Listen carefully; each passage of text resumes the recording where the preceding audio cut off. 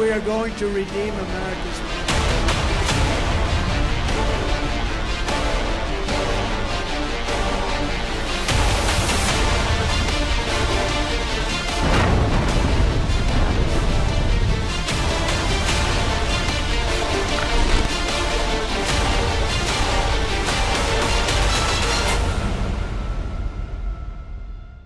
Trump 2.0 has begun. This is a very important day, not just for America, but for the world as well. But what does it mean for India-U.S. relations? That's something we will be discussing. I've been joined by Mr. Raj Chengappa. He's the Group Editor Publishing of the India Today Group. Raj, thank you so much for joining us here on India Today Global. Geeta, it's good to be here at India Today Global. Okay, let's just begin with the fact that there are mixed signals that we see from the Trump camp, particularly from Donald Trump himself. All through campaigning, he did praise Prime Minister Modi a lot, but also spoke of how America was very kind to India and that they should have been tougher. Are you seeing tougher days, or is it going to be a balanced approach, given that they also are trying to look at how they are going to approach China this time around? Well, that's a large question, Geeta, and I mean, the whole gamut it spans. But I think, let's put it this way, there are challenges and there are opportunities. And if you look at the challenges, let's begin with the challenges. Let's take his first sort of action he promises to take, which is what he calls America's largest ever deportation. Yes. How does that impact India? If you look at the figures, now they are close to, depends on who you talk to, but it's agreed there are about 725,000 Indians illegally in America. Okay. So he has said he would like to deport all illegal immigrants, at total 11 million. Out of that, Mexicans are almost 50% of that. Indians are third in the list after El Salvador. El Salvador has almost got the same amount as India does. Now here, of course, people argue that there is a due process and you can't kick out so many people, and America does have a judiciary and has a Justice Department that looks into all these things. But if you look at what's happened is that there are close to 19,000 people who have already completed illegal Indians, who have completed all due process in terms of appeals and are ready for deportation. Yes. So that's the first big thing that one would watch out for. On day one, how many illegal Indians settled in America would he send back? And when he does that, it is going to impact Modi administration here. Therefore, there could be a lot of ramification and a cost to the ties. Yes, of course. I mean, look, if you take a look at the average amount of illegal immigrants that were being deported by Biden, Joe Biden, the outgoing president, it would be around 2,000, 3,000. And this is throughout the year, right? And these are chartered flights that are coming back. If you bring back 18,000, 20,000 as he wants to do, then you're going to see, because firstly, these are Gujaratis and Punjabis, so they are highly sensitive sort of both for the Prime Minister as well as for the country in terms of that. Imagine droves of Indians being sent back. That is certainly going to impact India-US relations negatively, because we're going to ask, then why should we be tying up if they're just sending up? Not that anyone approves of illegal immigrants, right? But we believe there should be a due process, that there are people who could have other reasons why they went there, not necessarily political persecution. What are those reasons? And therefore, a process has to happen in a way that we feel that they've exhausted all the options and they're sending them back, as we would do if there are illegal immigrants in India. That's one point. I think the other thing is that if you look at Trump's record, and if you see what he did in his first term, he actually upped the number of, he keeps his word, right? And in the first term, I think the average on his final year was 200,000 illegal immigrants were ejected. He is now saying that annually, because obviously he can't get rid of all of them, annually, Vance, his vice president, said that he, and that's the only clue we have, that they would deport 1 million a year. So they're going to do it 5 times. Now, what percentage of that is Indians is going to be a very interesting thing. Right. The other aspect on the migration issue is, so that's one set of challenges that you want to And come before in. you add on migration, Yeah. I'd like to add that there is a bit of a confusion over here because a lot of Americans are not making the distinction or difference between illegal immigrants and immigration per se. H-1B visa falling within that category of people coming in, skilled labor, technical labor, going into workforce, going into America, and mixing the two and saying, well, we should do away with H-1Bs. And in that, we've seen support coming from Elon Musk and Vivek Ramaswamy. So how does that really work? No, I think that's a very good point. There is an illegal immigrant, which we don't approve of. Yes. Obviously, it's illegal that they've got there, but we do need a humanitarian way of dealing with that, right? There are children, there are wives, there are families that live there, and so we need to see how he would proceed with that. The second aspect is that we have what is called the H-1B visa holders. These are temporary workers who are going there, skilled workers who go there. There an average of, there is a quota system that's there. 65,000 are permitted every year from all across the world, and we dominate that quota system.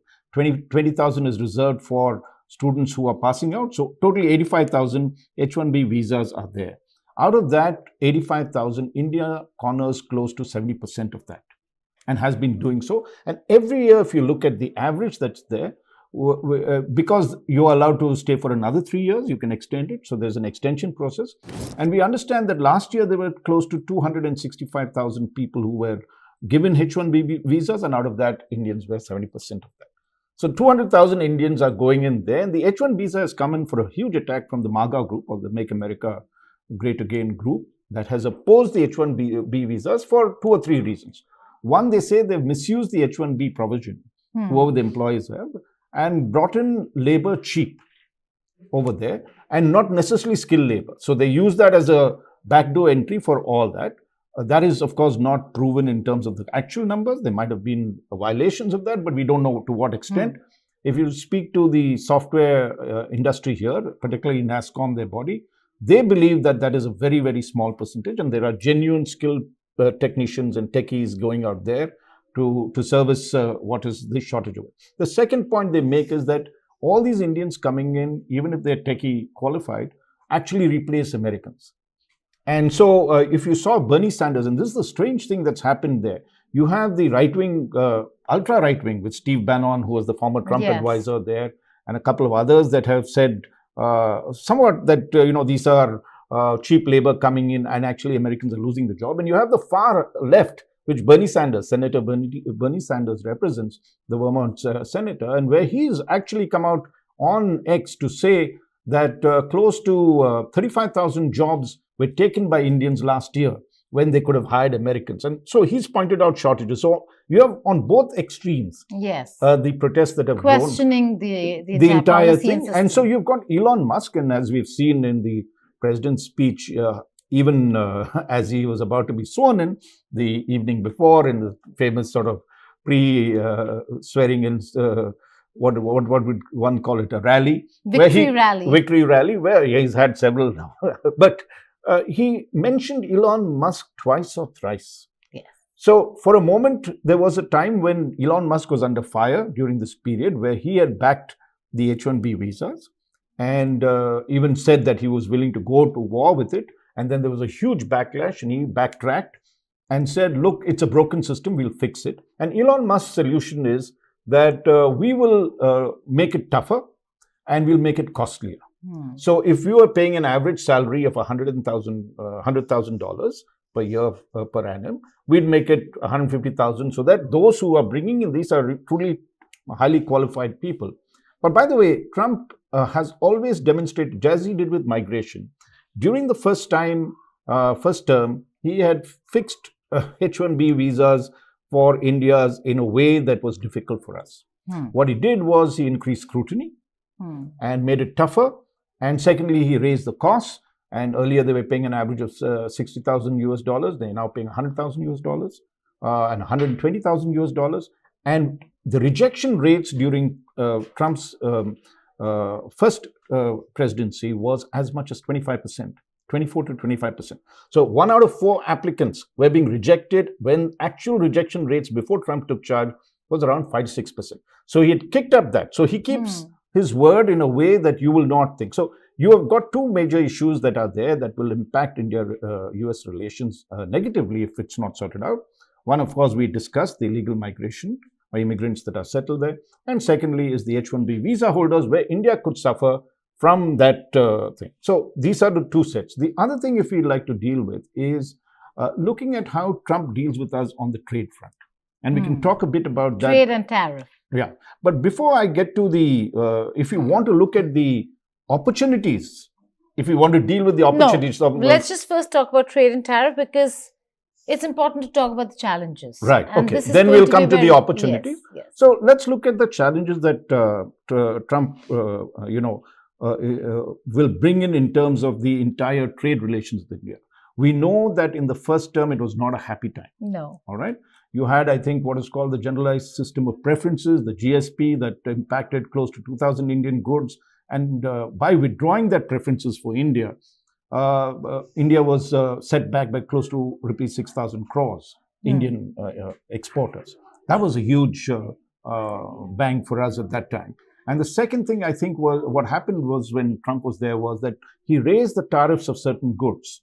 And then we had to, raise our own tariffs as a kind of a trade war that went on. So for much of the first term, the trade war between India and USA was had heated up in some senses, and both were taking retaliatory measures against each other.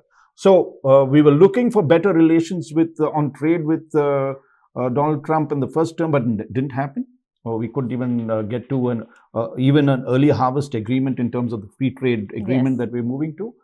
And there were other issues that were being posed by Trump when it came to, the way he talked of Harley Davidson, and he wanted reductions in tariffs. It brought the entire trade talks to a screeching halt because India would not agree on reducing tariffs. And he actually mocked Prime Minister Modi and said that, I had got him to reduce Harley Davidson from 100% to 50%, but I wanted zero. And he has this habit of being absolutely blunt. And that is pretty insulting to a lot of things. And that hurt didn't go for a while. Of course, let's also give President Trump his due when it came to India-US relations. He understood that China was a major threat and India would be a good bulwark against it. So they worked on the defense side, particularly where the current set of drones were actually, which we picked up from them. And cleared. And cleared. A lot of the technology transfer conversations began at that time. So he was very keen, and particularly the Pentagon was very keen on building strong relations to act as a bulwark against China. And, because he was also waging a trade war with China, India did sort of get some of these concessions on that front, on the thing where he saw militarily we needed to do that. True. So you've got the second set of issues that's there in terms of how he's going to deal with trade, because he's already called us a trade king. And we need to see how he's going to raise the tariffs over there from America. We don't reduce our tariffs. So there again, there is going to be a direct confrontation on some of these issues, as we saw in the first term. How we navigate that, what are the concessions we make with President Trump is going to be very important. Again, mixed signals here, Raj, because on the one hand, you see a very strong anti-China appointments or slew of appointments in the Trump cabinet, whether it's the NSA, Secretary of State, Secretary of Defense, you can name all of them, and you'd see that they have all had a stand or a position against China. Yes. On the other hand, and he's spoken of how, you need to counter China. On the other hand, he's gone ahead and not just invited President Xi Jinping, it was declined. The Vice President is there, but he also has had a phone call with the Chinese president. So it does seem like, and in a statement he said that only Xi Jinping and he himself the two of them can solve the problems of the world and bring peace to the world. So what's the messaging over here while we are having a Quad meeting that's so focused on the Indo-Pacific, while we have all the Quad foreign ministers there, and the conversation is going to be about how to contain China in many ways than one. And Marco Rubio is going to lead the charge, On the other hand, you're looking at this. Well, I think conversations he's. with China? I think in his recent victory rally, if you like to call that, just before that, he made his intentions very clear that he's going to be buying American, hiring American, making in America. That's his basic sort of thrust, and he's going to be highly, however internationally the ramifications would be, he's going to be highly domestic focused. He wants to get all those things that he wanted to, whether he's exploiting oil, as he calls it, drill baby drill, willing to break the climate change agreements that have been reached in the past to do that. Anything that he believes would be better for America, he's going to execute. If we come in the way, we are going to get hammered, irrespective of our relations with him. So I think what will happen is that that is the third major challenge that we have, is how is the international order, if you'd like to call it, or disorder going to come out of what Trump is going to say in the first week of his tenure, because we already know a lot of things are happening on this. And clearly, I mean, there's debate on this. There's debate whether there's any order at all, right? Because a lot of people argue that we are going through a tremendous period of disorder in the world, and Trump will only exacerbate that particular process. And if you take a look at what are the things that we're really looking at, you and me stuff, climate change. Trump is a no-no on that. He says we're going to break that whole thing, right? Tariffs, which essentially means protectionism, right? So the entire trade relations that they built, the Washington consensus that happened in 1990 in terms of globalization and free trade, is under threat. So there what's going to happen is that you're going to get every nation putting up barriers. And Trump is going to be the U.S., which was one of the biggest free trade proponents, is going to put up the biggest barriers if it finds that no one else is trading with it in a fair manner. So you have China with a threat of 60%. You've got Mexico and Canada with a threat of 20%. You've got India as one of the big tariff kings, and you better start reducing that aspect. So, and he's going to be highly transactional in that approach, which you were talking about, right? So he is allowing TikTok to get on, right? And this is a Chinese, and the whole idea with the Supreme Court and everybody else opposing it because it impacted security of the US. And he says, no, that's fine. It's a great, as we saw how he speaks. We'll renegotiate. And essentially the renegotiation is TikTok will have to sell 50% of its stake to an American company. And therefore, he says America, but what he means is an American company. We don't know whether it's X or whoever it is that is going to pick it up. But you make a very important point, Raj, when you say that the focus is going to be Make in America. Will that not impact Make in India? Because he is going to then ask India to not seek investments, American investments into India, rather to come and produce in America. That's a very good point you make, because if you look, that's where I think the opportunities lie. Okay, we've talked of all the negatives. That is then, of course, these are certain negatives that we'll have to combat, but it's not theoretical anymore. We know that Mr. Trump means business. Yes. Right? We've seen it in the first term. We might try and duck it and say, no, he was better to us and he made visits here. But the fact was, if we looked at the overall picture, there was a tough time with him. So if you look at where the opportunities lie, let's start with the fact what you were talking about. We have a Make in India program, and he has a Make in America program. There are complementaries in that. There are various subcomponents, even in defense, that America cannot immediately make in America. If they start imposing tough tariffs on China at 60%, we can become the alternative to that.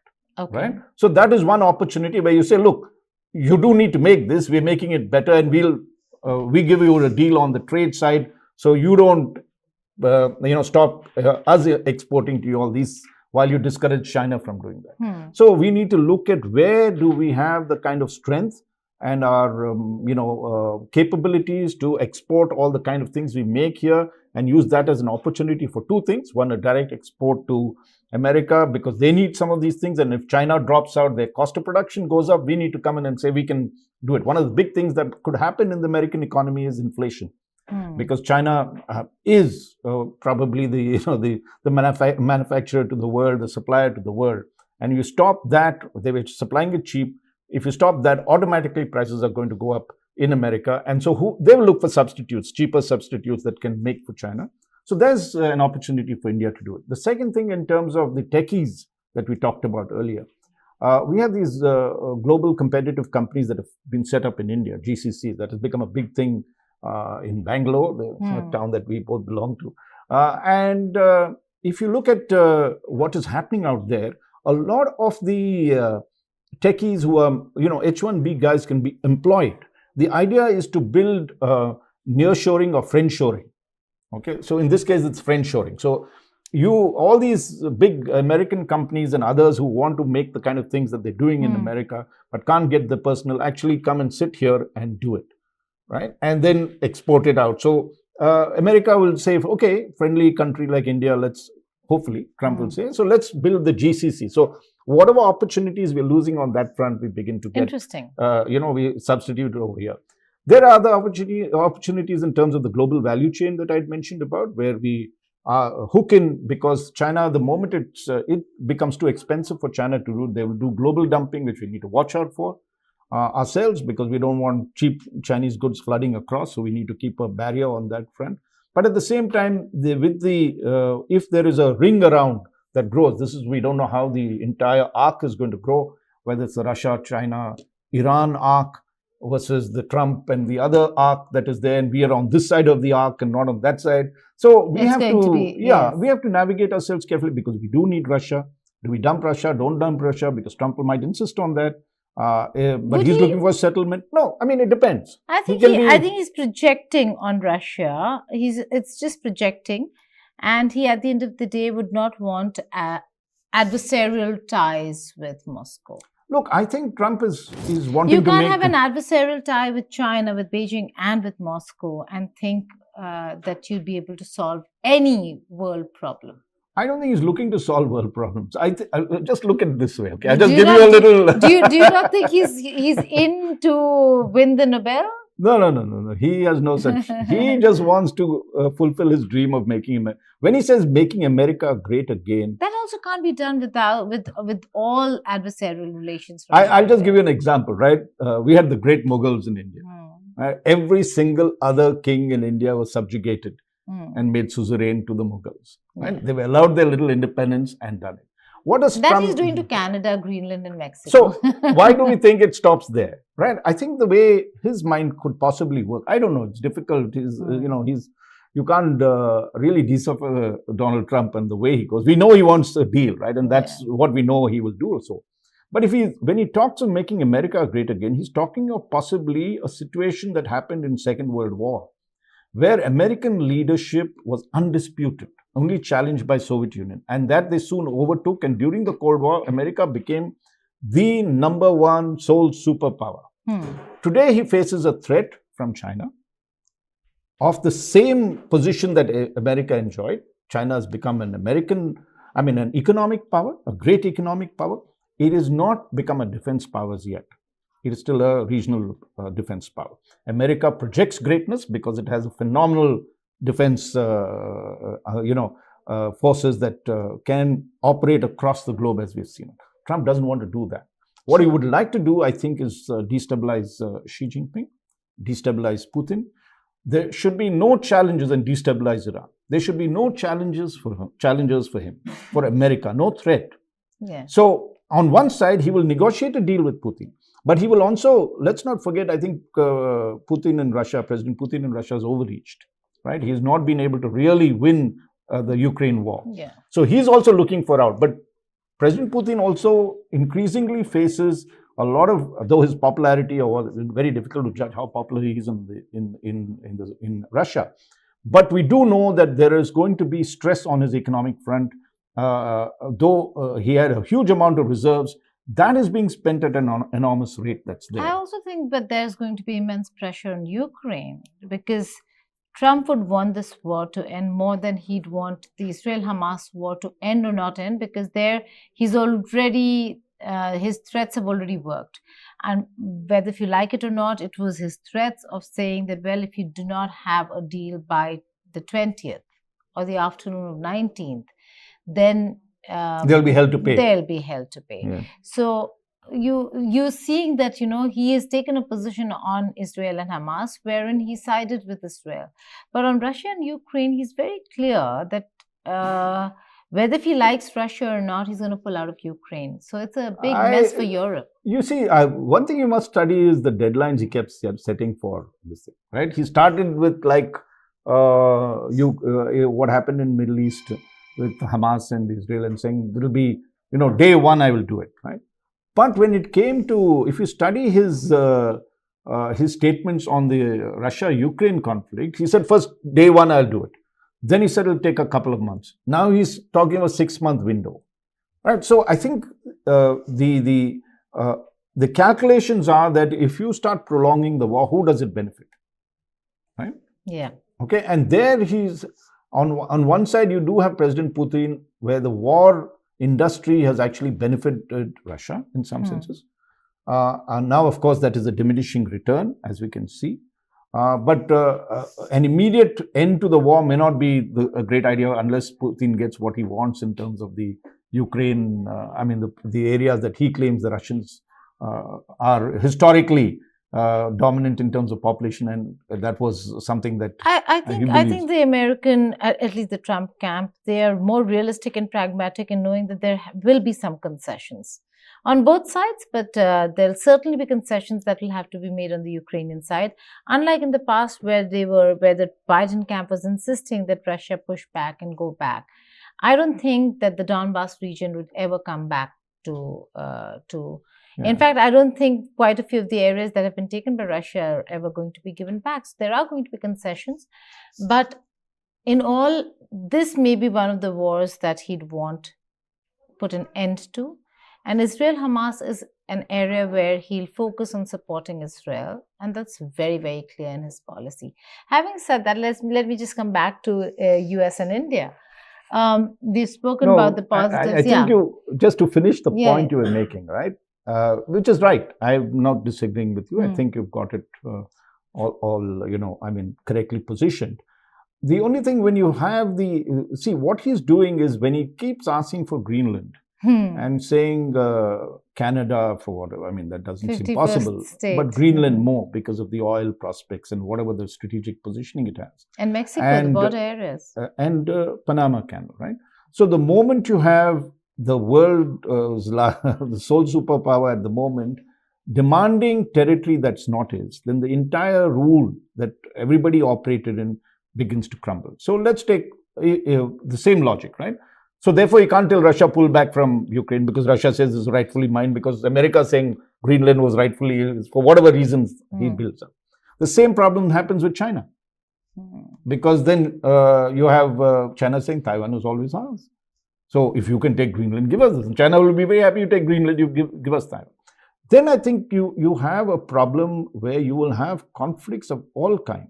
See, we only think where, that'll end with this. Then everybody who had territorial claims over the other will start moving in. And take a look at the ASEAN region, right? It is just not a China versus Taiwan versus nobody else. No, there's a 9-dash line. The 9-dash line is there. There are intra-ASEAN conflicts in terms of their own territories, right? Not necessarily with China. So does ASEAN crack up if everybody starts making territorial claims? So I think you will get a domino effect the moment you start breaking that world order that we all observe. It's great to say, I want this, right? But you objected to Russia. You didn't do so much on Crimea, but you objected a lot when they started moving into Ukraine. Right? And therefore, suddenly you turn around the world, the one who's supposed to be the biggest policeman turns around and says, no, it's fine. I'm going to go and take this territory. I think you're going to get a lot of destabilizing. So I just wanted to make that point, but we can talk of the other issues that you wanted to come. Coming back to India-U.S., what do you think and where do you think the conversation or the investigations on the murder for hire charges will head, given that we are looking at a lot of pro-India appointments, whether it's the FBI director, the director of national intelligence as Tulsi Gabbard. None of them have been confirmed yet, but should they be confirmed, it looks like it's pro-India camp, so to say, barring one, Harmeet Dhillon, who is a Khalistani supporter. Maybe she deleted some of the tweets, but somebody who's going to head the civil rights agency, and this completely falls under that as well. What the issue of Sikhs in the United States of America, even in Canada, and vis-a-vis India. So, do you think Trump is going to be transactional and put all this aside, or is he going to really look at or use this as a card every time. I like the word card that you use. Look, when you are playing diplomacy, you have various cards, yes. right? You have trump cards, if you want to use the other word of trump cards. And you have ways Will this be his trump card? No, I wouldn't think it would be his trump card. I think what will happen is that you have bargaining cards, right? India is on a weak position when it comes to this particular incident that's happened on the Pannun front, right? Because you have some evidence that America is saying is linked to an agency and a man, and everything is there, right? It's much stronger than what Canada's grouse against us was.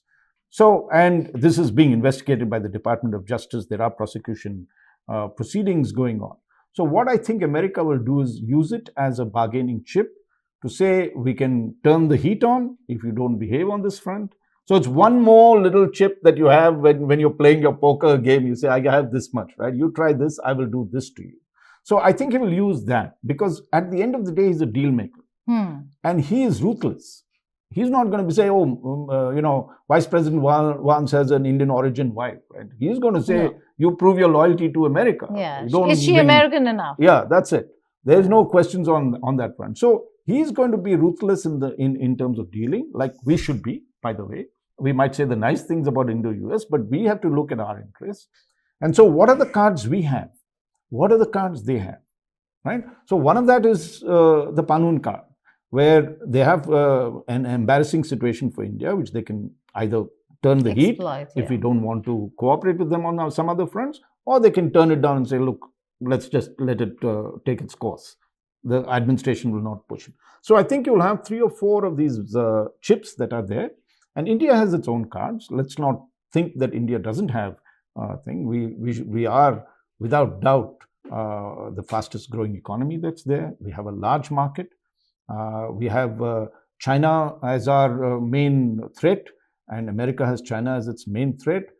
We have good relations with Russia and Europe.